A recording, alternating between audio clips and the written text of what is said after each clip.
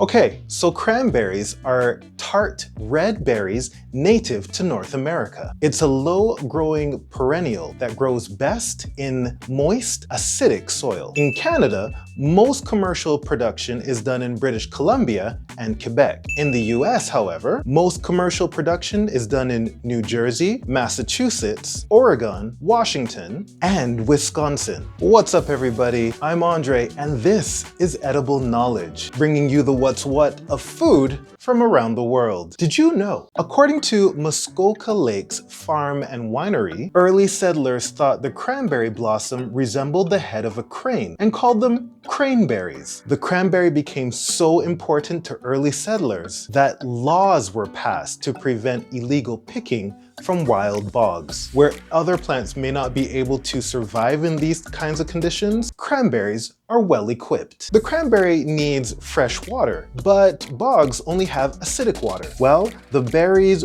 woody stem and small leather-like leaves are tough. The combination of the two allows the plant to retain as much fresh water as possible. How? By restricting the amount of usable water that passes through them. On top of that, the roots absorb and use organic nitrogen to survive. Runners, the name for cranberries' horizontal stems, can grow as long as 6 feet or 1.82 meters in length. Cranberry vines are extremely resilient. In fact, some undamaged vines have been around for more than 150 years. Contrary to what you might think, cranberries don't actually grow in water. Most bogs are flooded by the farmers at harvest time to make picking easier. And get this, there are actually over 100 different varieties of cranberries.